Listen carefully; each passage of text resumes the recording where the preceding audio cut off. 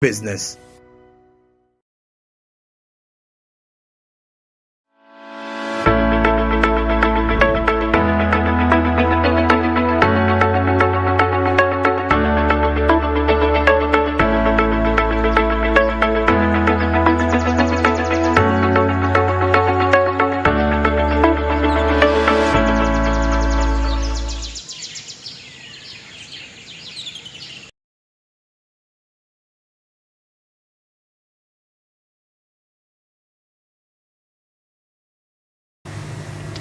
Well, you're watching Smart Means Business, last hour of the show, and of course our conversations continue. Now in this hour of 9 o'clock, we start off with our business insight.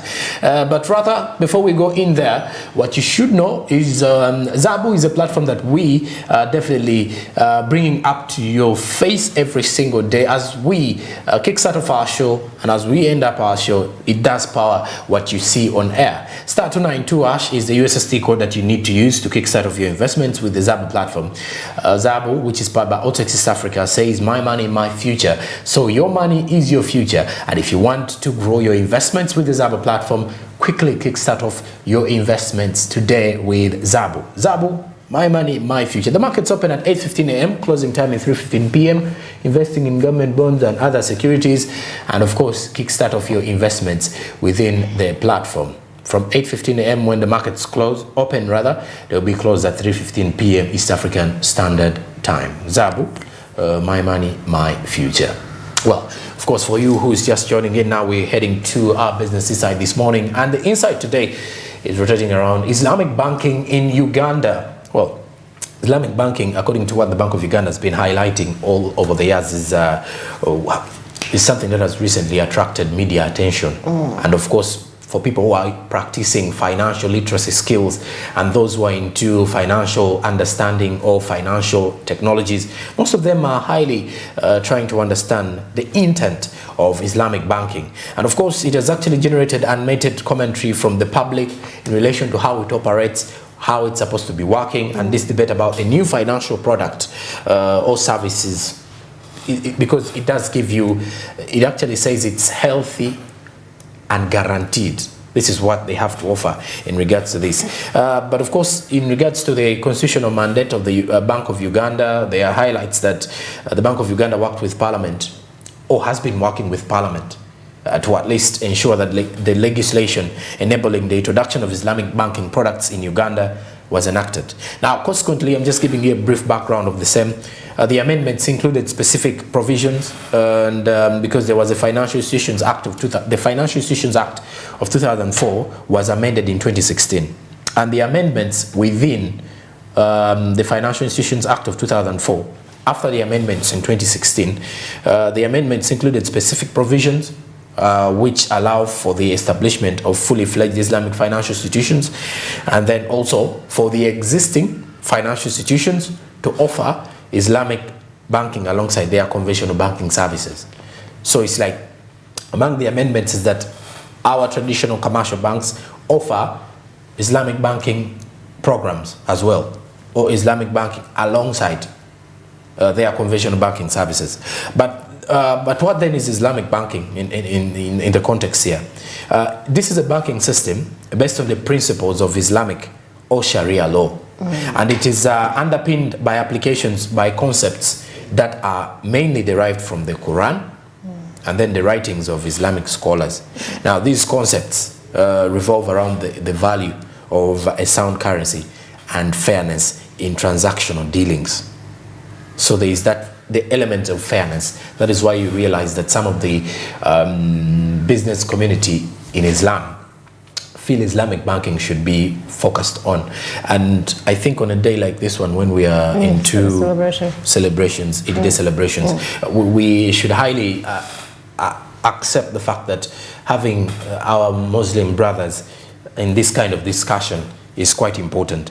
But of course, when you look at this, the concepts do revolve around the value of a sound currency and fairness in transaction dealings. Then the fairness in transaction dealings being structured within the bounds of the Sharia law. The Sharia law is of course under the Islam doctrines. Yes. And the parties to any transaction in this banking system are obliged to conduct their business affairs with a focus on what is permissible and lawful under the Sharia law.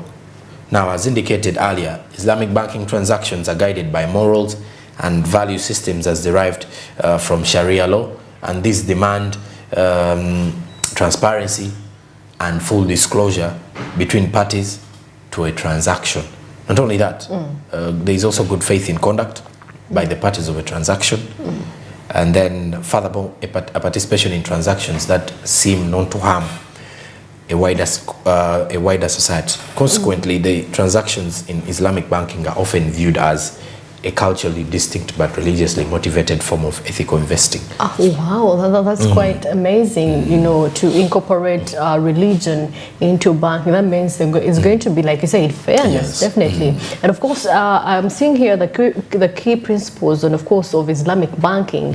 We have money, we have equity, that is economic and social solidarity, and of course participation, that is in terms of risk, profit and loss, and of course ownership, and an asset-based approach, and prohibition of riba, that is interest, yes, and prohibition of uncertainty. These are some of they have some of the words in Islam, so definitely prohibition, I don't want to say them because I do not know how they pronounce them. Definitely prohibition of speculation or gambling. Yes, that money is not going to be used for gambling. It has to be purposely for developmental purposes, for purposes of growing as a person, as a business, as a community, definitely, and prohibition on dealing in certain industries or commodities. So those are some of the key principles of the Islamic financing or Islamic banking that you should consider in mind. And it's strictly for Muslims, okay? And maybe in future they may expand it. But of course, you know, there is a thing Muslims have, and I like it. They have, when they put something, they make sure they follow it, definitely.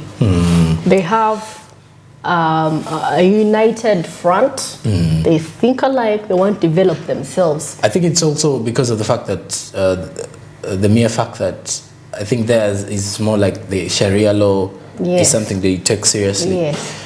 And then also they foster the brotherhood. You know, we've all heard of the Islamic brotherhood. So that kind of brotherhood where you're uplifting one another. Actually, when you look at most of the way the Muslims do their things, it is definitely through how they, you know, it is definitely through family and friendship, but normally family. There is a way, the train of investment is normally through family. It's the business has to move through families, and they expand it. So it's more like an Indian way of doing things. I think that is why it is very, very easy for people to actually, you know, make it through if you're a Muslim and you have the family that is already successful in there. And we've seen how they uplift one another. Yes, yes. So I think by introducing the Islamic banking is to help uplift the rest. And they're actually having these discussions in Parliament, by the way, just like the Bank of Uganda says that there are discussions going on between the legislators and, of course, the Bank of Uganda and then the other monetary players in the country or financial players in the country to ensure that Islamic banking becomes a reality. But however, when you look at the fact that we have competitors within the industry, we have the traditional bankers or banking systems that were already there that are definitely profitable ventures. Now, Islamic banking is actually providing a non-profitable kind of situation. Well, commercial banks are profitable. Remember, if you go out there for a loan in let's say commercial bank, the ordinary commercial banks, the idea is theirs is to make interest out of the kind of loan you've taken. So that means your interest has to grow. Now, if Islamic banking is offering a non-profitable kind of situation, that means it is more like a competition, a direct competition. I wonder how the people are now going to the private banks will actually exactly to Islamic banking. So that means it will be. It does seem to be a threat to commercial banks, but well, according to what we expect from the experts in Islamic banking, it is not a threat. it is a win-win situation. And of course, members of parliament in here, we have Honorable Namuganza Passes, State Minister for Lands, Housing and Urban Development, as well as the Member of Parliament, Kashari North, Honorable Basir Kiza Bateringaya, who are appearing yesterday as well before committee as Parliament was passing the Islamic banking system. As Parliament believes this will create room for affordable housing as well for quite a number of people who will be interested in Islamic banking. As we're getting into our business insight, this is what was highly discussed in the August House. You see, all traditional banks lend on profit-minded basis, while the Islamic banking is based on assistance to those who cannot manage. For example, when you go to a bank to get a loan to buy a house, in the normal banking, they lend you money, you buy, and then you keep paying, including interest. While in Islamic banking, they give you money and they get the house for you, and you keep paying the bank without interest, with just a small cost, until you have finished paying the house. So almost there is no chance of failing. So Islamic banking is about assisting those who cannot manage. In terms of business, when you have an idea and you do not have collateral, you cannot borrow from a bank. However, in Islamic banking, if you have a very good idea that is commercially viable, the bank will give you money because they are not looking at making interest. So in this way, new businesses will be promoted, the poor will be assisted to own property, and in this way, this country will further develop. Very big day for both Muslims and other consumers who actually want to access loans without interest. This law has been long overdue, but I'm happy that Parliament unanimously, 180 legislators, said it was long overdue, and they also amended the act or the bill to avoid proper and control, overall control and supervision by Bank of Uganda. So it has been taken like another product, and its operation is left to the banks. We have no excuse for this law not to operate. We're just awaiting the President's signature for people to access Islamic banking. All banks that would wish to give out this product have unlimited access to the customers. But it's not like in comparison that each and every bank must take it up. You only take it up as a product if you're interested in giving it out to the public. Me, as the Minister for Housing, I'm very grateful that Parliament today has considered Islamic banking, and I want to thank so much my colleagues, members of Parliament, and His Excellency the President, because this Islamic banking has been in place for a very long time. Islamic banking, they have a partnership with Shelter Afrique, which Shelter Afrique has a package of constructing affordable houses amongst the member countries. When we visited South Africa, we found that this was already started. Nigeria, they started, and so many African countries that subscribe to Shelter Afrique. Here in Uganda, affordable houses is a big problem. We don't have houses which are being rented to own, and those countries already, they are constructing houses now which they term as rent to own. Someone rents a house for about 15, 10 years, even 20, very minimal prices, and after that the house becomes that particular person. So because they have that memorandum of understanding with Shelter Afrique, an organization which Uganda also subscribes to, when Islamic banking starts working here in Uganda, we as a ministry, especially particularly my ministry, housing, I will be able to deliver affordable houses to Ugandans. Yeah, so I'm very grateful. The issue of creating or having an Islamic Sharia Council at the Bank of Uganda to advise Bank of Uganda on Islamic banking was the key of debate. However, the whole House felt that there is no need for a council at the Bank of Uganda, because if a commercial bank is doing its business, then it does not have to have an advisory body at the Bank of Uganda. Already Bank of Uganda has departments that give advice at different levels. So if there is advice needed, the Bank of Uganda will recruit staff that will be in the supervision department that can advise the bank itself on which products to carry on, including Islamic banking. So the House has gone for no council at Bank of Uganda. Well, of course, and Honorable Pastor Namuganza has mentioned something about affordable housing with Shelter Afrique.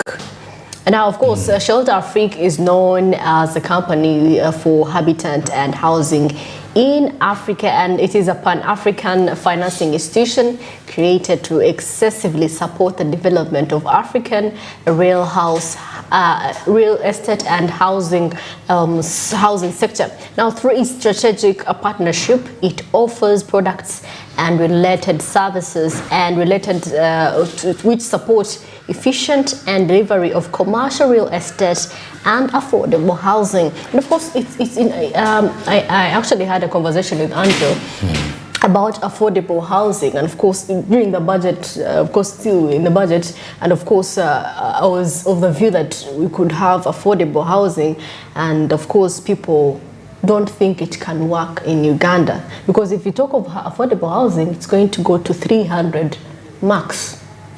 Okay, but of course it could be a good initiative. Actually, you just get into they set up buildings, and what we have to do, mostly those that are in commercial centers, that are in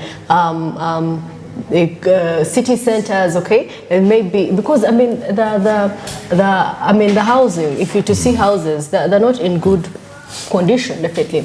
If we could have a united company that can set up houses, whoever can afford can enter. They can actually afford that house and get instead of everyone building, having their own structure, their own design of house. So we can have a unified housing, and of course affordable at the same time. 300,000.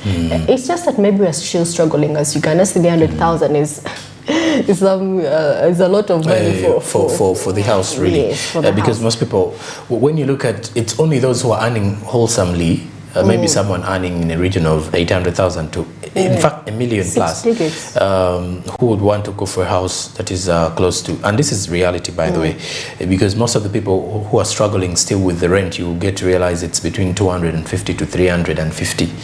And okay, the majority of the Ugandans are in that region. So that means Ugandans are living in houses that are within $100. It's only a few who can afford 500,000 plus, and of course the that is for, when they are for 350, you see it's a double, and it's depending on the now area. they're only shooting from 350 to 400. So the region where most of the Ugandans are rating houses that are below 500, most of the Ugandans that are below 500,000, and those are most of the working Ugandans. It's only those who are working and earning wholesomely, and of course are also either having or are cohabiting with someone that can also afford 1 million. You may be cohabiting with your partner, or you may actually be moving in with your friend, your sister, and you have to share this particular kind of, rent fees and stuff.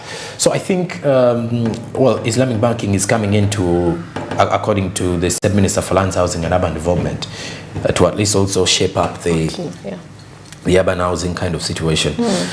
And obviously, I think it is the same kind of, when you think of it at the end of it all, it's what we are seeing here. Oh, okay. Like what I do not understand is Islamic banking for everyone? Yeah, it is for everyone. Oh, wow. Because they want to make it look like for they just want it to be part and merged with this kind of banking that we are used with this kind of banking that we are used to. That is the conventional banking services I available must say in the country. It's going to, it's actually, if you said if there is competition, people are definitely going to withdraw from these. The other ones and they switch to this one. I mean, because imagine you're in a place where it's non-profitable. And well, when you look at the central premise in Islamic banking is that money in of itself has no intrinsic value, but rather it must be used to generate income through trade and of course or investment in tangible assets. So the money is not more valuable in this kind of banking than the kind of investment. So you have to invest it into tangible assets. Yes, definitely. You know, assets that are touched, not intangible. You know, the other banks are actually giving you room to invest also in, let's say, government bonds. You're buying things you don't touch, but it's, you know, it's creating interest. And of course, when some people think it derives its value, any gains arising from the trading and is shared between the party providing the capital and the one borrowing the money and providing the expertise. And in supplement to this fundamental premise, there are 4 key principles that provide additional anchor for Islamic banking. 1, prohibition of payment and receipt of interest. Now, the interest represents any fixed or guaranteed payment on cash advances or on deposits, therefore representing a sure gain to the lender regardless of the performance of the borrower's business or commercial undertaking. Now, this is precisely what Islamic banking prohibits. However, Islamic banks are permitted to engage in trade and commerce, and the value they created through the profits earned in trading or participating in other forms of commercial enterprise. But this option is not available to conventional banks, since the value they create is through the earning of interest. Now, also there is also mutuality of risk, sharing profit and loss. These are some of the principles in Islamic banking. Then there is also prohibition of investment in harmful sectors or businesses. So they ideally at least prohibit you from investing in things that may not generate you the income that you want. So it's more like it's giving you room to grow. Yes. And I think we can easily see how Muslims are investing in businesses that are definitely blooming or blossoming in one way or the other. It also prohibits you from uncertainty and speculation. You don't need to speculate or you're getting into a business of risk taking and you're like, if this works, this will do, you know, this will lead to the, you have to rest. be sure. Yeah. So, of course, how Islamic banking will operate in Uganda and some of the provisions here is that they will be looking at mobilization of deposits. Under mobilization of deposits or funds, the existing legal and regulatory framework in Uganda allows for customer deposit mobilization through the following arrangements. 1, profit sharing investment accounts. These are akin to fixed deposit accounts in that the account holder allows the bank to invest the funds on their behalf either in projects specified by the account holder or in unspecified projects. The bank and the account holder share profits, losses arising from these particular investments. Then there is also profit earning investment accounts. These in operations are akin to savings when you look at these are akin to current accounts in conventional financial. Then there is also disbursement of credit. These are some of the key, provisions within here, how Islamic banking will operate in Uganda once it is highly passed by Parliament and signed into law. Well, of course, that is it for our Business Insight. When we return after the break, we shall be going back on ground with Barija Andrew, still giving you at least a view of the Eid al-Duha celebrations here in Uganda mainly. And of course, the business community, how prepared it is to fit in and capitalize on such circumstances. Stick around with us, return with more. Good morning.